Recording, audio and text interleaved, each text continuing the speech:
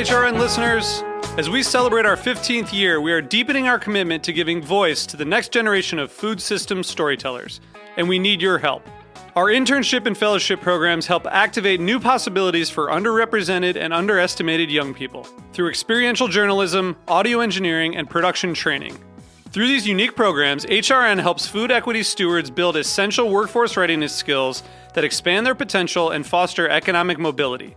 Please consider supporting these critical programs. And with a minimum donation, you can be entered to win a dinner for two at an amazing restaurant in one of 8 cities and tickets to a concert at a great venue in one of those cities. We have incredible partners across the country who have donated, as they also share our passion for helping to educate the next generation of food systems storytellers. Check out heritageradionetwork.org/15 to donate and enter to win today. That's heritageradionetwork.org/15 to donate and enter to win today. And make sure you donate before March 31st. Thank you. Today's program is brought to you by Tabard Inn, new American cuisine in one of Washington, D.C.'s oldest hotels, located in DuPont Circle. For more information, visit tabardinn.com. You're listening to Heritage Radio Network. We're a member-supported food radio network broadcasting over 35 weekly shows live from Bushwick, Brooklyn. Join our hosts as they lead you through the world of craft brewing, behind the scenes of the restaurant industry, inside the battle over school food, and beyond. Find us at heritageradionetwork.org.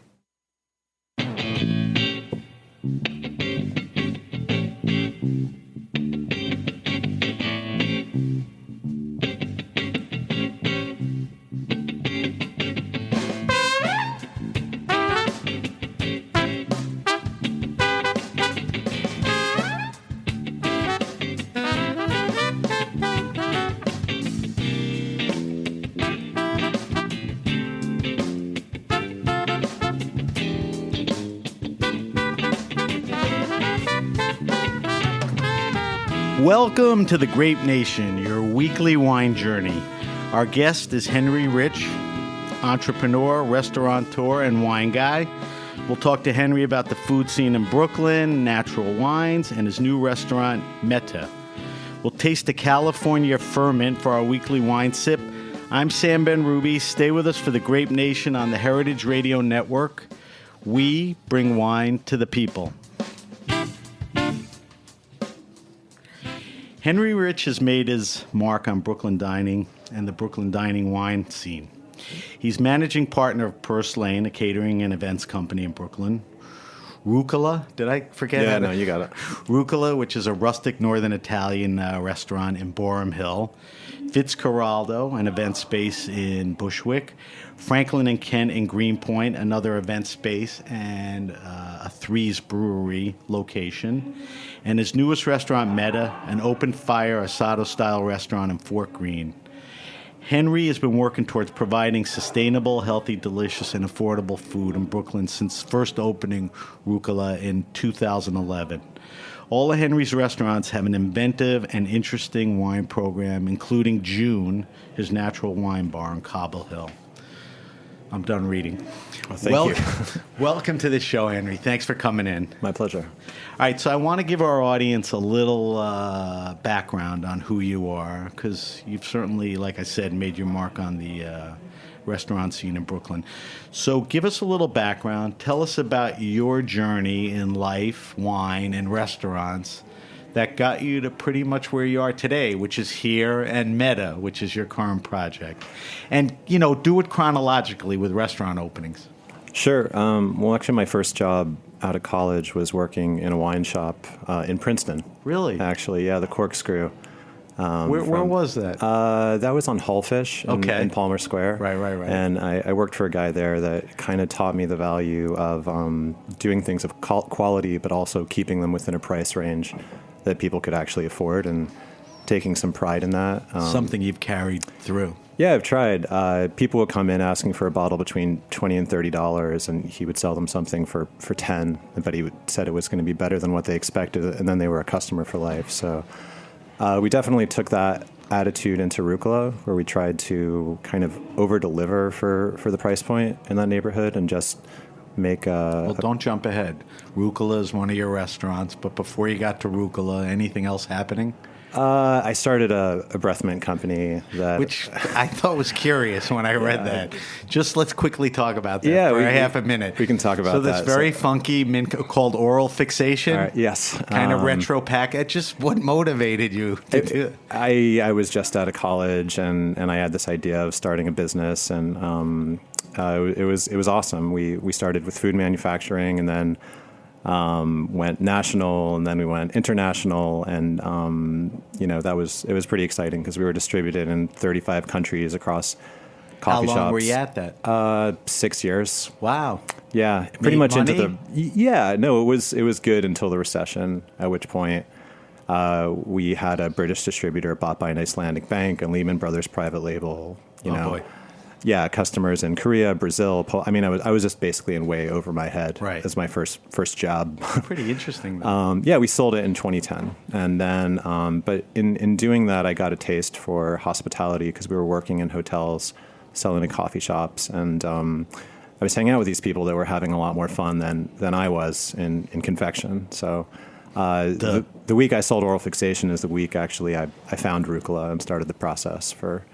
When you say found it, you're walking down the street, you see the location, and you say, something here? I saw the number across the street. I went into Borum Hill with the intention of looking for a space, and I got lucky. Honestly, the landlord had just posted it. It was Sunday, so I was the first person to call her. I was first in line, and some people outbid me, but she actually was really great. She respected the fact that we called first, and a year later we opened Rucola. Took a year to get it open? Oh, yeah. It took 6 months, the construction, but just kind of, I had never worked in a restaurant before. But you were side by side with your cousin. That's right, Julian. So you had somebody that you knew and trusted. Julian was a manager at Prime Meats at the time, and so he kind of knew what was going on in the neighborhood, and obviously, I trusted him. Prime Meats the Frankie's place? Yeah, he was at Frankie's before that, and he's gone on to open Grand Army, and then Celestine in a couple weeks in Dumbo. Is Grand Army with Damon? Yeah. Damon does a show on Heritage. More of a cocktail show. Mm-hmm. All right, so you open. So just fill me in. When you kind of sold off the mint business and you were intrigued by the hospitality business, did you say to yourself, let me look around Brooklyn or Manhattan or the Village? What? When I found this location, I knew that was it. Where were you living? I was living in Bed-Stuy, and before Rucola opened, I moved to Cobble Hill just to be closer. Guy. Yeah. So you opened Rucola 2011? 2011, and it's 5 blocks from where I first lived. After I was born, I was living in Carroll Gardens, so. It was cool to be able to bring my dad there, and he remembered the old neighborhood. Really? That's pretty cool. Yeah. So that's over 6 years ago. So that's your first place you get on the map. How long until you get involved in the second project, and why? 6 months. Really? Yeah. It started the RFP for Third Ward, and I was just kind of inspired by this neighborhood back then, and all the parties they were doing, all the events they were throwing, and all of the kind of educational things. And back from, I don't know if you remember, but before they closed, it was a pretty cool place to be. And so we opened Fitzcarraldo within Third Ward, and within 2 months of opening, Third Ward was no longer there. And it was just a gigantic empty building for 6 months. So Third Ward was the building. Third Ward had the entire building. Right. And it was this incredible space on the east end of Williamsburg or Bushwick. Yeah. Basically, we were a tiny little restaurant inside of a hotel that basically just disappeared and went out of business. So it was... when was that? That was in the fall of 2013. Okay. Yeah. So... that was exciting, surviving that winter. Right. And we ran that for a while, and now we run it as an event space. We do a lot of work with nonprofits and just, any friends that want to have a dinner party in there. Right. And we do pop-ups. chefs 60 that to are coming 100 in. people, that type of place? Yeah, when in the summer, when we Okay. can use outdoors. Right. We do weddings. We did a wedding there over this weekend. We've got, I think, close to 10 booked this fall. September is huge. Yeah. Yeah, we it's had, like the perfect weather. So that was 3-4 years ago when you put that one out there. Yep. All right, so then we move on to... Then the next thing that I opened was June Wine Bar. Okay. And I opened that with my friend Tom, who is working at the farm on Adderley. He had been buying natural wine for a while and was friends with Nick Gorvick from Jenny and Francois, and we all kind Who's of... a big natural wine importer and distributor. And I want to talk about that a little later. I want to just set up the restaurant. So you opened June Wine Bar, which is a natural wine bar. Extremely natural. Extremely natural. Yeah. We say that lightly, but you walk in there and every offering is natural. You opened that when? We opened that in January of 2015. Okay. And so that's, you're going on 3 years on that. I'll come back to you on that. So we go from June to what? Then we opened Cassette, which was Cassette. French Catalonian concept, which is now F&K. My catering company basically works out of the kitchen. So F&K stands for Franklin and Kent. Yeah, just the neighborhood location in Greenpoint. So we run the catering out of there, and Threes has an outpost up there. Now, Threes is a brewery. Mm-hmm. Where do they brew their beer? Gowanus. Gowanus. Yeah. So you've pretty much set up a Threes brew pub. Pretty much. In the space, along with, is it exclusively Threes beer, or can you get cocktails? I think, we have a full program. Full program and all that. And then I worked on Metrograph for a year, kind of as consulting restaurateur. And then I think that brings us up to Metta. Metta we'll talk about towards the end of the segment. Most recently, I'm doing the food program also for Nowadays out in Ridgewood, which is opening kind of a 300-person club. Different ownership? Different ownership. So people pull at you to help and consult. Exactly. Just because they like what you've done, which we'll get into. All right, so that's who Henry is. Henry's got some pretty successful happening places. It doesn't sound like a long time, but 5-6 years, with a restaurant is a pretty, good run when there's no, nothing in the way to keep it from, not going. All right, so I'm curious about a bunch of things. I have a bunch of questions. Why did you choose Brooklyn to open restaurants? You may have answered it a little, but you came back?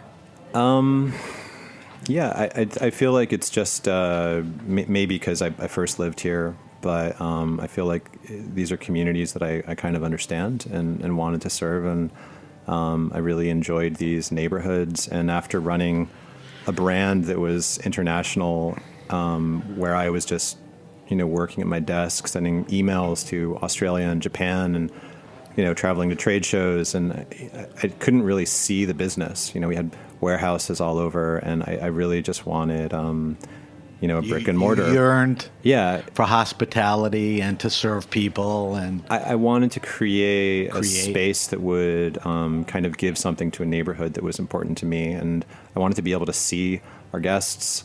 Wanted to be able to actually see the business and kind of fix it in real time, as opposed to having this big kind of scalable, abstract brand out in the world. Rucola is very tangible. You can walk inside and see if things are going well. So Brooklyn, very neighborhoody. Mm-hmm. How would you define or differentiate it from, let's say, the East Village or the West Village or Soho? I mean, what's the feel that's there?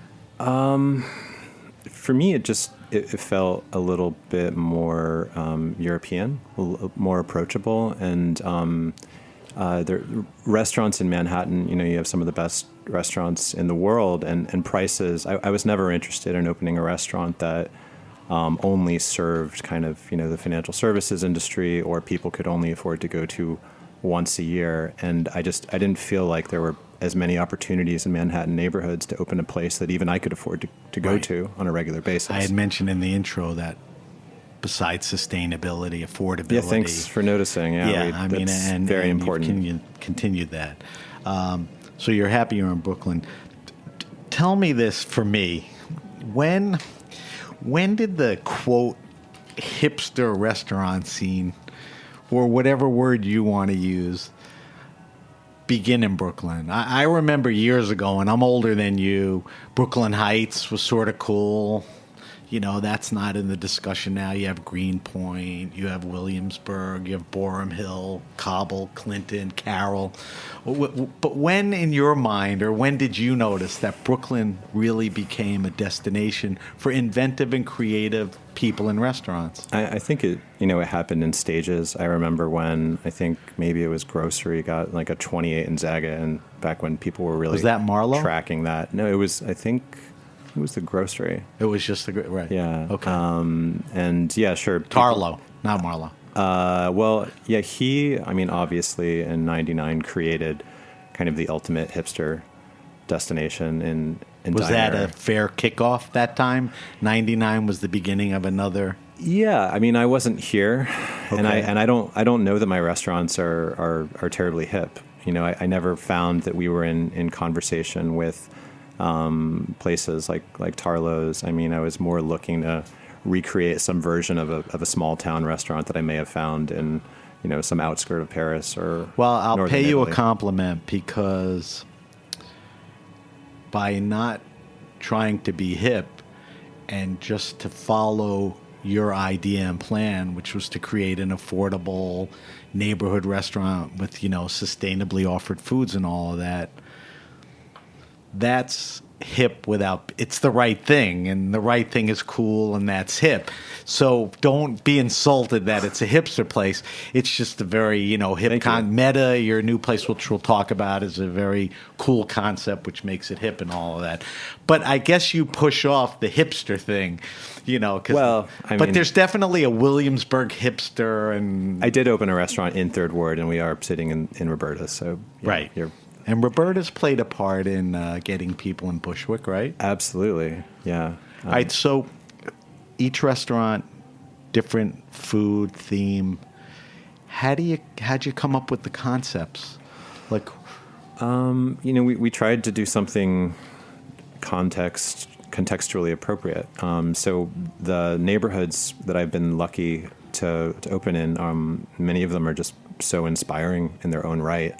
Rucola, I think a big part of the reason people like it is because you can't get into Rucola without walking on a beautiful block in every direction. The neighborhood is very special, and there aren't that many neighborhoods in New York like that that aren't already overrun with restaurants. Right. So there, I wanted to create, the perfect neighborhood restaurant, nothing more, nothing less. And in order to do that, we figured, okay, this has to be affordable enough. This has to be healthy enough that people can come here 3 to 4 times a week. I wanted to have a bit of a vegetable focus, hence the name. And then, so how do you focus in on Italian eventually?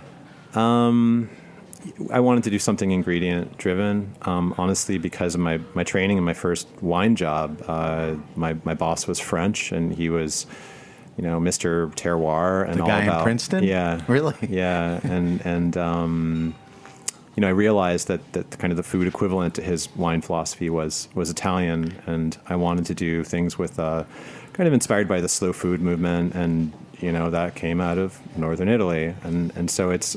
I don't. Those it was, were the influences. Yeah, it wasn't terribly sophisticated. We just, and I didn't want to do a Southern Italian place because there were so many of those in the neighborhood. Right.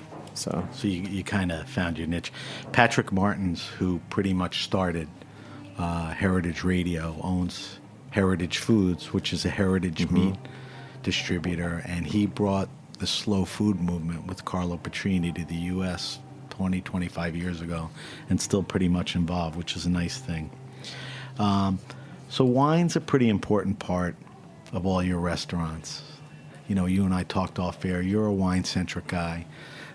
You told people how you got into it. I think wine is an important offering.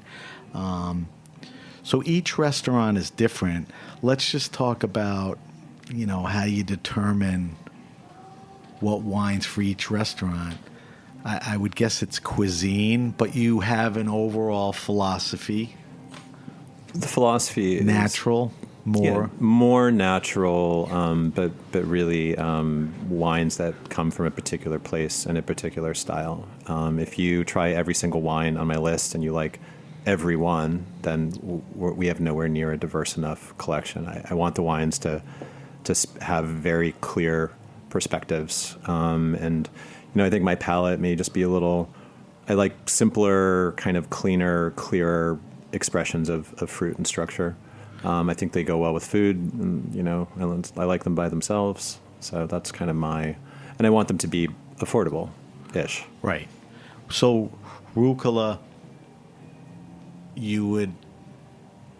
I would not guess, I know. I mean, I've seen the list, I haven't been in there, is a heavy Italian offering. Yep. But it's not the traditional classic Italian Brunello, Barolo. Yeah. What are some cool things that are in there?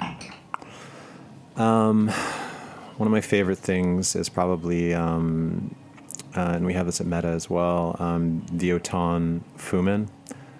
Say that again? The Fumin, it's from the Val d'Aoste. Fumin is what? The grape? Yeah, it's the grape. Spell it. Fumin. This is a show to consumers, so we try to drop knowledge on them. So Fumin. Yeah. From Italy. From Val d'Aoste. Which is where? Is to the northwest of Piedmont on the French border. And so, in looking at the history of this region, we got kind of excited because all of northern Italy was, used to be these little statelets, and it was the Duchy of Piedmont and Savoie, and I love Savoie wines as well. So I was also hoping that these kind of northwestern Italian wines would be a little bit, more French in style, and nowhere is that more the case than the Val d'Aoste. And in that region, I also really like a Prie Blanc from Hermes. Spell Prie for me. Prie Blanc, Blanc, Blanc from Pavese. That's a Rosenthal wine that I really love. So these are things that are out there that you really sought out through distributors that really go out and dig up and curate wines, and then your job is to go to all these great distributors and importers and to find stuff. Yeah, find stuff that punches above its weight within the price point. Right. It's not difficult to put a bunch of expensive wines on a list that are good, but it's hard to when they're mostly below $60. You have to work a little harder. $60 on your list. Yes. And, we don't have to give anyone the formula, but you mark it up. So you're looking for wines that really wholesale for a very, very reasonable price. Do you travel abroad to taste wines, or are you too busy, you don't have time? I've been trying to figure out how to justify that. I think all my other guests do.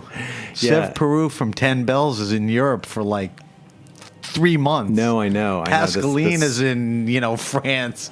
This was a part of the plan originally. Right. I just keep opening restaurants. I think I may go That's a good thing. In February to the Loire trip. Okay. I've never done it. I've always wanted to. Is that a region that interests you? Yeah. Value and Loire. Loire has always interested me for value, and now it's just kind of one of the hotbeds of natural winemaking. So, so that'll be another way to find high quality, reasonably priced wines. Yep. So France offers that opportunity. The Loire, Languedoc, the regions you mentioned in Italy. The southwest of France also has a lot of really interesting wines, and I learned about those again from the guy in Princeton. Cahors. We have one on the list by the glass at Metta, and it's this region of France that's been making Malbec forever. Cahor. Yeah, it's the home of Malbec. Yep. Now it's kind of dissed, but now there are good Malbec makers. Yeah, it's rustic. It's from a slightly less fancy part of France, and they make incredible wine. Gaillac, Marciac, Jurançon. I love these wines. Right. And that they always have a place on any list that I do. All right, so let's talk about natural wines specifically. You opened a natural wine bar called June. Mm-hmm. What compelled you to do that? Everything we talked about led you to now tell me why you opened June. a couple of different reasons. I went to France and was honestly very directly inspired by the scene there.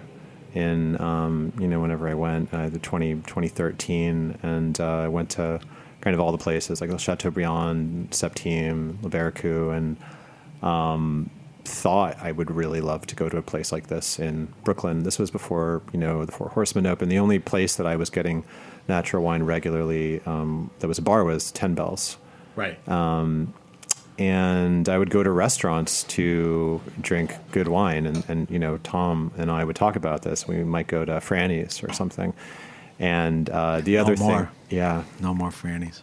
The other thing was that in Cobble Hill, there were a lot of great bars like Long Island and Henry Public and others, but they were all there was nothing kind of as feminine as I like my restaurants to feel, and so more we're like French, more French, and like a Septine wine cave, or and Cobble Hill just has a lot of bars that are kind of bars, yeah, okay. Like a lot of them. And I was like, maybe something just like a little bit more kind of delicate and romantic. And so we wanted to be a neighborhood bar where adults could, go and drink a lot of natural wine and kind of have fun. So did you know, because, I've been doing this show for over a year, and the natural wine movement has been very prominent on this show. And Brooklyn sort of seems like ground zero for the natural wine movement. The raw wine fairs coming here in November and all that. Is there a reason why Brooklyn sort of is a hotbed? I mean, I guess in a way you contributed a little, but the interest too. Yeah, I think June, and I'm probably one of the people that knows the least about natural. I mean, my partners at June are incredibly knowledgeable, but I think Tarlo really helped, and Lee Campbell and those programs, and the importers. They brought it in when they got going years ago. Yeah, and I think a lot of people were just inspired by the scene in France. And why Brooklyn? I think it's easier to do, more risky, innovative things when things aren't quite as expensive and there's not as much, money flying around and things aren't as entrenched and competitive. The business part is a big deal. I mean, it's a real thing. Yeah. I mean, June and the Four Horsemen, they stick out in their neighborhoods. If you put them in the East Village or the West Village, maybe it would just be perceived as another bar. They're very neighborhoody. And I mean, there's been a good place to drink natural wine downtown for like a decade. Right. We wanted to bring it to these neighborhoods, and I'd like to think that June has played a small part in kind of expanding people's exposure to extremely natural wine. I always wonder about that, because people wander into a June and they have no clue that they're wandering into a bar that has really thought out and curated a natural wine list. And then there are people that, this is my thing and here it is and this is a great place. People that do still a lot of people walk in that, hey, this is a nice looking bar. I hope so. Well, yeah, you hope so. But I mean, in your calculations and estimations, I mean, it's a destination for some people. We've been around a little bit longer now. People know. People know and hopefully come back, and they bring people and they have their story. But it's not just wine. We put as much effort into the beer list and into the cocktails, and honestly, the into whole the offering food. is curated. Yeah. And it's the food's complementary to the to the liquid offerings and all that. All right, so let's stay on natural wines. And, I may make you a little uncomfortable here because you said you're not an expert, but you are an expert in the sense that you're in and out of these places every day and you see what you're ordering and people. I usually ask when it's appropriate, tell me about trends in wine and all that. I'm asking you more specifically, are there any trends in natural wines? Like, do you see things going away or things happening? Is orange wine still as hot? Is there something or a region that you see? Are you ordering more of something, getting asked for? You feel any of that? Definitely orange wine continues to be the lead talking point that I think it's really easy to like and can be very complex. And, this simple idea of it's a white wine vinified like a red. It's just very easy to communicate, and the taste. Now explain that for a second. It's a white wine where they leave the skins on. Correct. And the skins give the wine the color or the orangey, but at some point they pull the skins out. Yeah, after versus a cab or something. A couple weeks. Right. But we have an orange section at Metta.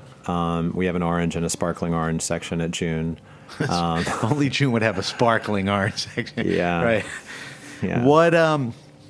What any other stuff? I mean, any other? I've been buying a lot from Savoie. Okay. I've always really liked that region. So you're because of that, and they make good wines. You're introducing people to Savoie. That's the value of a place like June. And they have a lot of really interesting kind of microclimates up in the mountains. Very cool. The Jura.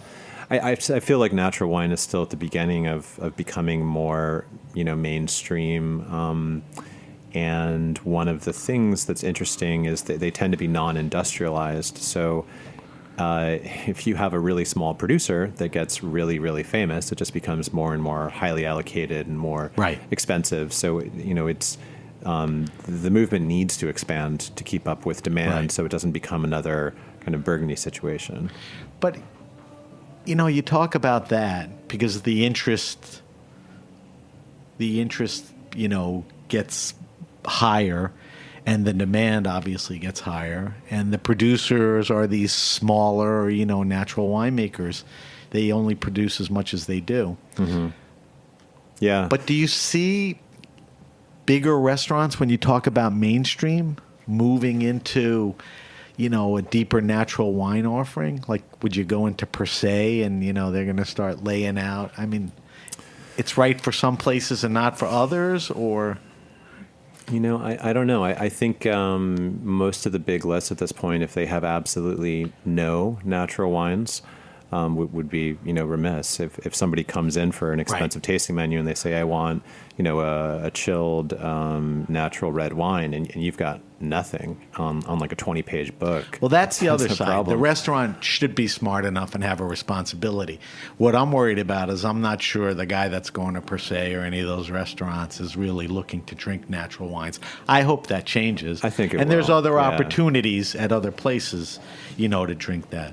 All right, so while we're on trends, is Brooklyn any different than anywhere else as far as trends, or is trendy even fair? Because I got your ire up when I used the word hip. No, I don't know how trendy we are, but what you see around, I mean, people are asking for or looking for. I mean, I think that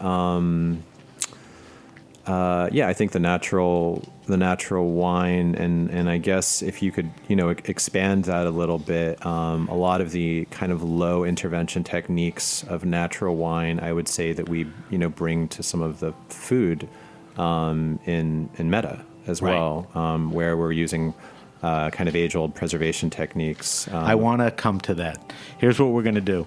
We're going to take a quick break. And then we'll come back. I want to talk to you about Metta. We'll talk about the food, the type of food, the wines. I want you to talk about what kind of wines go with that type of food after you describe that. And then I also want to subject you to our wine list, answer a bunch of questions, and then we will drink a little wine. So we're talking to Henry Rich, Brooklyn restaurateur and wine guy, and we'll be back with him in a minute. You're listening to The Grape Nation on the Heritage Radio Network. The following program has been brought to you by Tabard Inn. Tabard Inn, Washington, D.C.'s quintessential small hotel, is located on a quiet, tree-lined street just 5 blocks from the White House. Vibrant yet unassuming, the Tabard is comprised of 40 sleeping rooms, each unique in character and design. Feast on eclectic American cuisine in their acclaimed restaurant, or enjoy a cocktail and listen to live jazz in one of their cozy Victorian seating areas. Mingle with travelers from around the world who find the Tabard the only place to stay when taking their travels to Washington. For more information, visit tabardinn.com. All right, we're back. We're back with my guest, Henry Rich. Henry Rich is a prominent Brooklyn restaurant and wine guy. And I want to talk to Henry about his latest and newest project, which is in Brooklyn. And it's a very interesting concept. It's called Metta, M-E-T-T-A. And Henry, I want you to do two things. One, I want you to tell people what Metta means, and then let's talk about what the restaurant is. Metta translates to? Loving kindness meditation. There you go. So it's just an analogy for hospitality. And, okay. Yeah, basically you're sending out good vibes into the world. That's a nice thing. And Metta is an interesting restaurant. Describe it to me. Metta is a wood-fired restaurant in Fort Greene that uses lacto fermentation. We're a 100% seasonal local restaurant. And my chef is Argentine Roberto Piatoni. Who worked for? He worked for a number of different people, including Francis Mallman. Who is the god of Asado cooking. Yep. And then, or outdoor open fire. Yeah, indoor. And we actually went down to Uruguay together and went to Jose Ignacio Garzon and Bar Tartine. And so, chef makes our bread and a lot of the kind of lacto fermentation techniques. So explain what lacto fermentation techniques are and how it's applied to the restaurant. He would do a much better job, but basically we buy things in peak season locally, and we serve them obviously through the peak season, but we buy enough for the entire year, and we take the rest and we lacto ferment it and preserve it year round, so that we have a full pantry for canning, pickling, in other words, and all that. December, so you'll January, take the freshest February. Peppers or whatever, you'll serve them during their season, but you'll lacto ferment them. That way we can have a seasonal restaurant with, a much more kind of expansive menu year round without having to source from too far away. So if, like the summer, fall, there's an abundance of produce and fresh vegetables and fruits. So you serve whatever's coming seasonally, corn, tomatoes.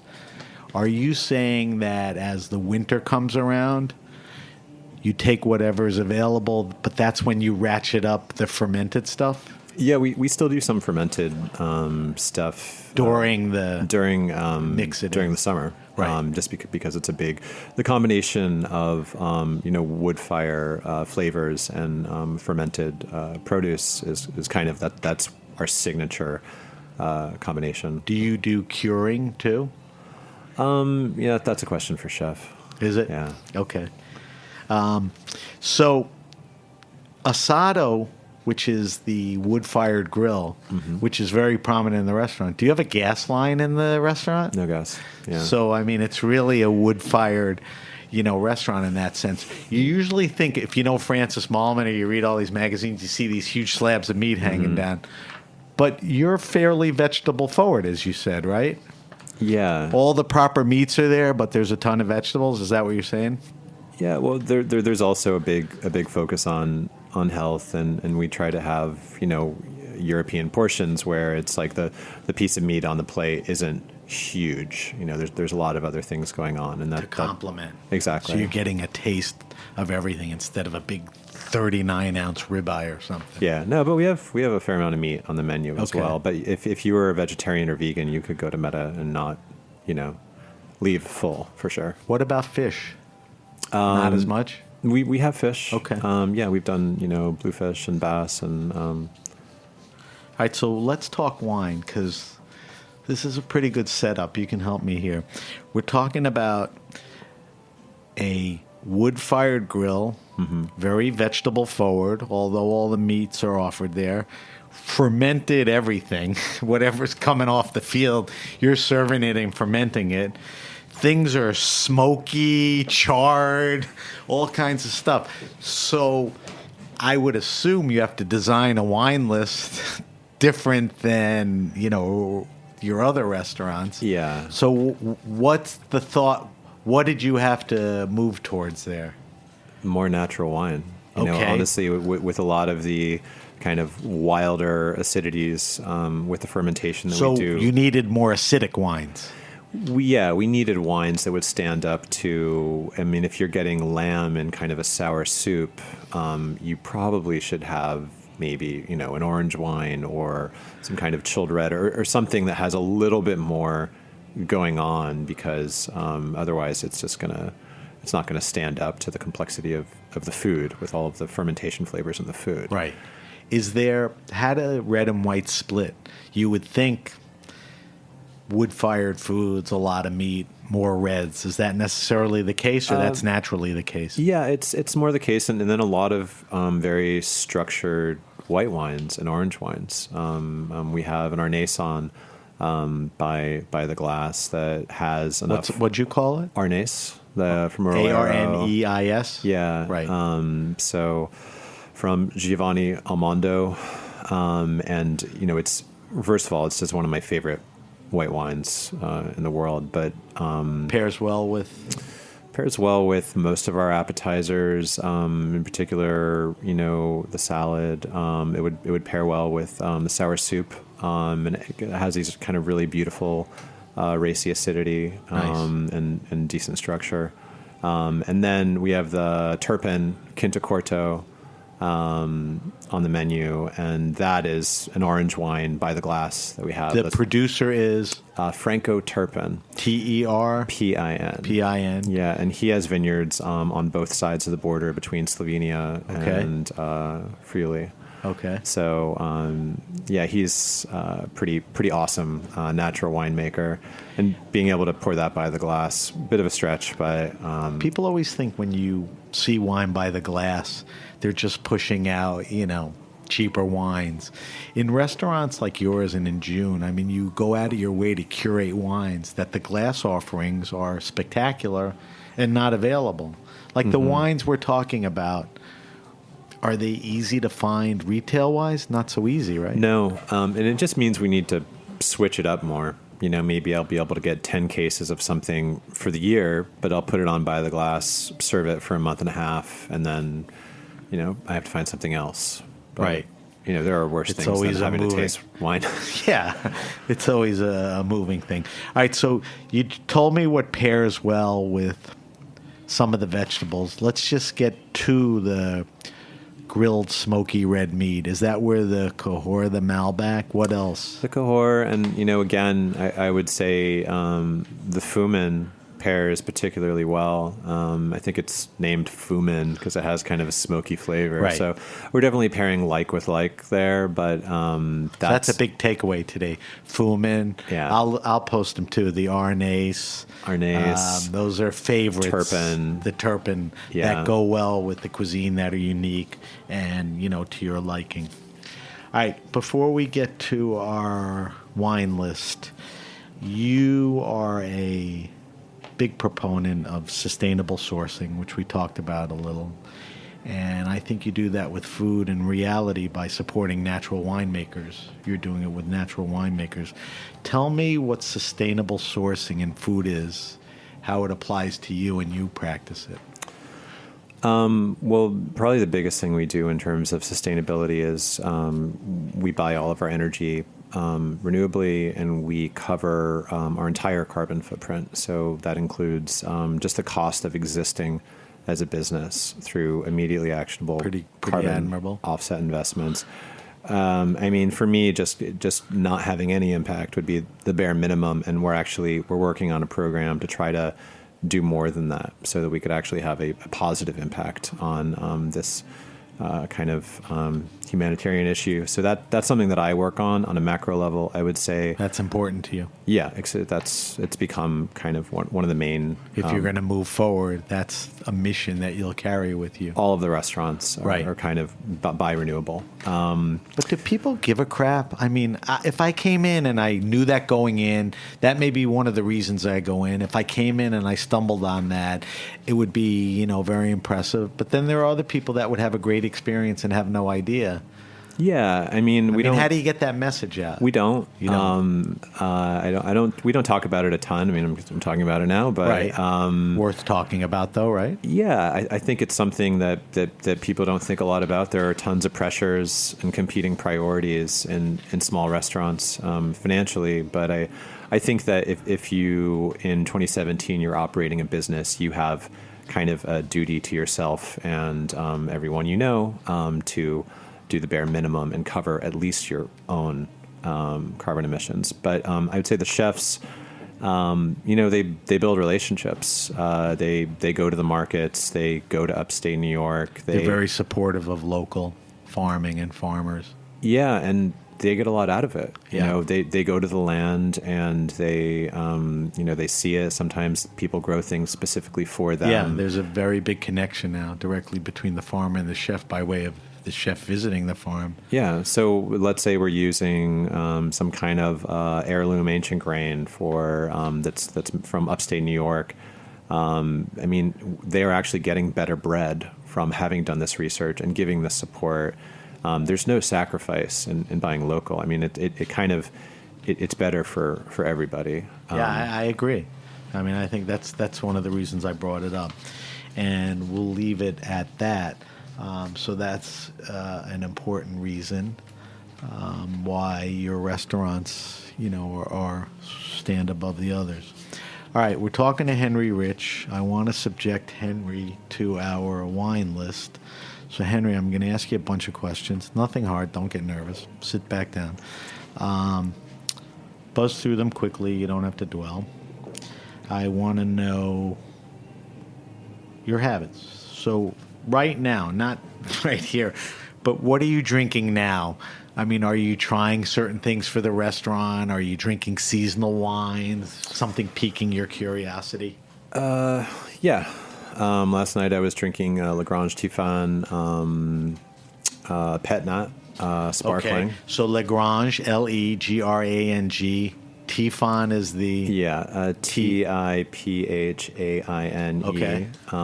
It's a sparkling rosé, and I believe it was a blend of Groslo, Gamay, Cabernet Franc, and one other, but it is just awesome. And Pet Nat is a once fermented sparkling wine, almost always natural. Yeah. Right? I was at my son's birthday the other night, and we had a Pet Nat, a Trousseau. I forgot who the maker was. But it's a very fun wine to drink, and it's delicious. Yeah, we had a Philippe Bernard Trousseau on for a while. Nice. The Orange Fox. Yeah, I'm not sure what this was. All right, so that's what you're drinking now. Now, this is Henry Rich, not what you think other people or the restaurant. Do you have a favorite wine and food pairing? Is there something that just always makes sense, or when it pops up or the opportunity's there, do it? I would say maybe a bottle of Marciac and a salad. I'm weird, though. I mean... Don't underestimate yourself. You're very weird. What is Marciac? Marciac is this region in the southwest that makes wine. Southwest of France. Southwest of France, yeah. White grape? No, it's a red grape. Red grape. Fair Cervidou. That's the Marciac. name of the grape? Yeah, Fair Cervidou, but it's also under a different name in Gaillac. But it's a red wine that has really light bodied, but it tastes like kind of white pepper and spicy, very spicy. And if you have some spicy salad with it, it's just an awesome combination. So I need to just hone in on this a little because I list this stuff. So Marciac is the wine. Mm-hmm. The grape you said is. Fair Cervidou. You got to spell that for me if you can. Oof. F-E-R space Cervidou. Cervadou. Okay. I'll double check it, but at least you gave me a head start. Yeah. All right. So that's a first for this show. I get a lot of like Muscadet and oysters, but I give you a lot of credit for that one. All right. Get out of your, not comfort zone, but get out of your own places. Your favorite wine restaurant and or bar.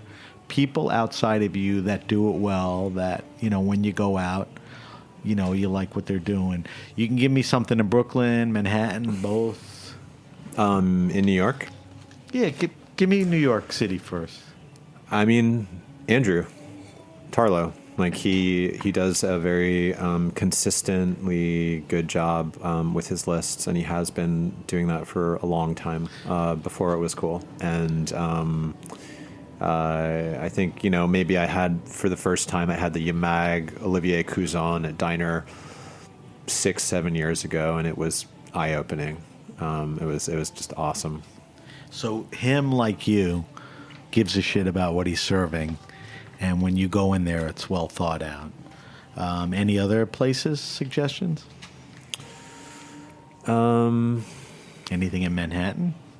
Do you ever go to Manhattan? Yeah. I've always had really excellent wine at Estella. Yeah. Patrick. Thomas Carter. Yeah. Knows his stuff. Extremely solid. And I guess I would just go back further. Blue Hill, Stone Barns, extremely solid. Good places. The wine guy at Stone Barns left and went to Lake Cuckoo. Cuckoo, whatever. Charles Pulliam. All right, those are good ones. Do you have a favorite all-time wine? Is there something that guy in Princeton turned you on to and you never forgot? Do you have a birth wine? Someone else turned you on to something?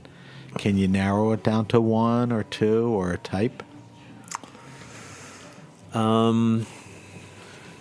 I weirdly really love Saint Joseph. That ain't weird. Yeah, That ain't weird at all. That's just a terrific wine. Give me some specific makers. Would you say Gonan? Who else? There was a guy that made kind of it was called the Colline, like Rodian, maybe. It was in Saint Joseph, but a declassified vineyard. And Is it still being made? Domaine Durand, actually, was his name. Durand? Yeah, Okay. and it's just I brought in a case at Rucola, and every time I went there, I just would have to get it, kind of regardless of the occasion. I became pretty obsessed with this one That's a wine, good one. and it was also significantly cheaper than classified. So it's a Domaine Durand, Saint Joseph. Yeah. Is it available? Can you hunt it down? Yeah. Would Dustin Wilson at Verve Wine maybe have it or something? Or I don't know who brings it in now. It was brought in by a friend of mine, Kurt, who was former Somm at Jean Georges, and he has his own import company now. And he finds some really interesting, cheaper, kind of fancy region stuff. That we'll post that too. That's a good one. All right, last question, and sometimes it's hard for people to answer this. I think you could nail this like no one else. I ask people to tell me the best wines they could recommend for around $15, a red and a white. My kids are in their 20s. They're going to a nice dinner party. They don't want to bring crap. They don't have a ton of money. So for around $15, you're not going to get much less. May go up a few bucks. What are you going to recommend to me for a red and for a white? You can give me regions, makers, both. Southwest France? Yeah, I would definitely go for reds. Pick up a Gaillac, or and that's in the price range. Cahors, a Malbec. You can get one for $15. Okay. Something interesting for a white wine. I really I like these for cheap and easy white wines. I like Sauvignon Blanc Semillon blends from either Grave or Entre de Mer. And those will come in at 15, 18? They can, yeah. Okay. There's a wide range, but I feel white Bordeaux is actually really undervalued for... You can get some white Bordeaux for $20 a bottle. Exactly, and sometimes less. And it used to be white Bordeaux, I think, was more famous than red, and they still make some really grand wines. Not in our lifetimes, or our parents. No, this is like 2 years ago. All right, those are great answers, and I'm going to post those. All right, we're going to wrap the show up with our weekly wine sip. Every week we taste a different wine on air. For our weekly wine sip this week, we're going to taste something a little different. I thought maybe Henry would enjoy it. It's a 2015 Dirty and Rowdy / Cruise. Those are two different wine companies that came together. And they made an Alder Springs Ferment. Ferment is the grape. It's from Mendocino County in California. Like I said, this is a collaboration between Michael Cruz and the four people, Hardy, Kate, Matt, Amy from Dirty and Rowdy. Wine retails for about $35, $40. It's mostly a mailing list thing, so go on their website. And good restaurants that know what they're doing will serve this stuff. We had an event in June, actually. I was going to ask you, what can you tell me quickly a little about the grape, the brand, Dirty and Rowdy? Hardy is one of the most innovative probably wine guys in the States. Ferment, is this Hungarian? It's a Hungarian grape. It's used to make Tokaj, the essence sweet wines. But it's used to make a dry wine. You don't see it a lot. That's why I brought it in. No. All right, so no more mystery. Let's just take it visually. Mm-hmm. Kind of a deeper yellow, right? Not pale. Right? Yeah, deep yellow, strong. All right, let's go nose. What are you getting on the nose? Some kind of baking spices. It's like You getting any citrus? citrus and tiny bit of vanilla. Yeah. All right, It's a let's lot. go. Yeah. It's a lot going on. It's a thick nose. All right, let's go mouthfeel. A little waxy. Waxy. Medium plus. Medium plus, it definitely is higher in alcohol. Where? So it's higher in alcohol. Where do you put the acidity at? Good acidity? Yeah, it's good. It has a lot to tie together, but I've had it before and it was tart. This one isn't tart. It's mildly acidic with a medium mouthfeel. Feels good in the mouth. yeah. But it, All right, let's talk palate now.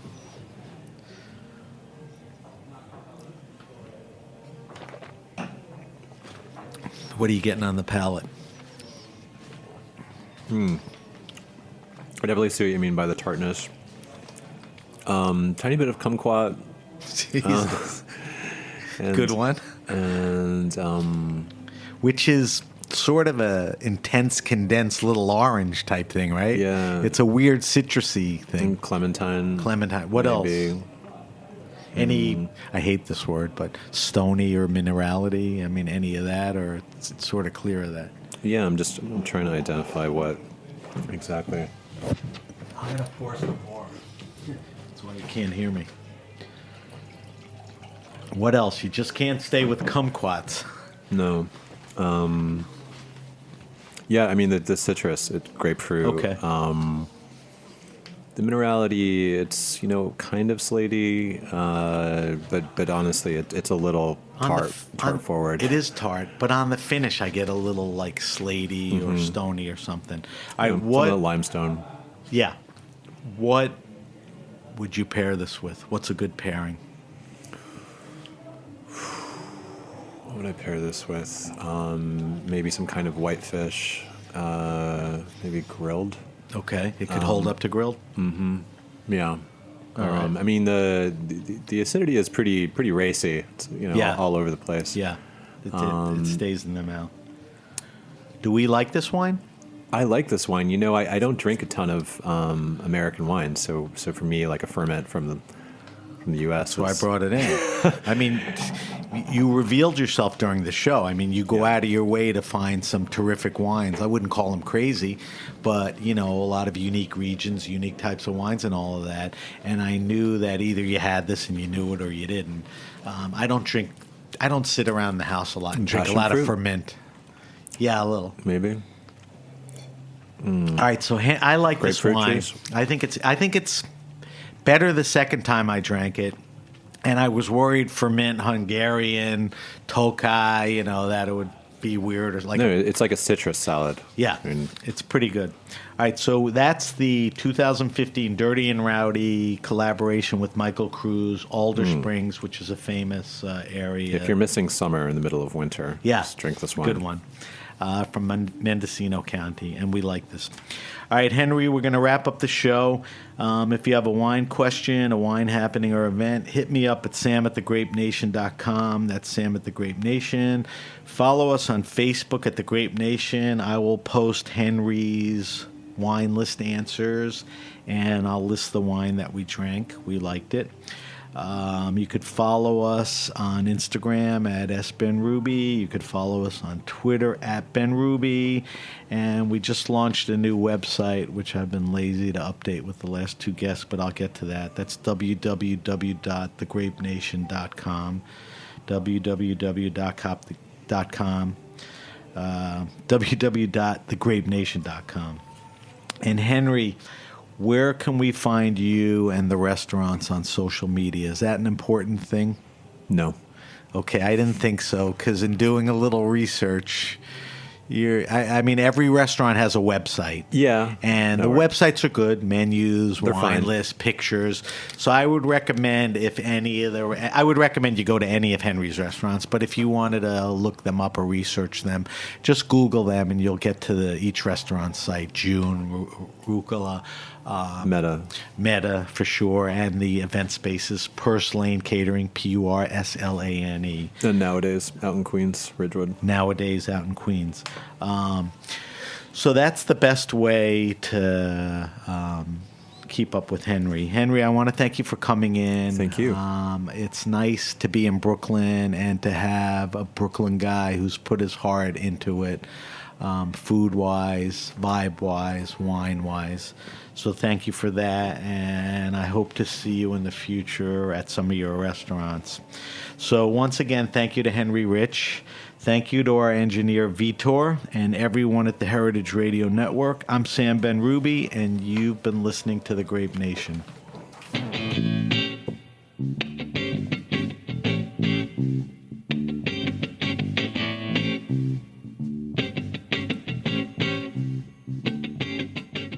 Thanks for listening to Heritage Radio Network, food radio supported by you.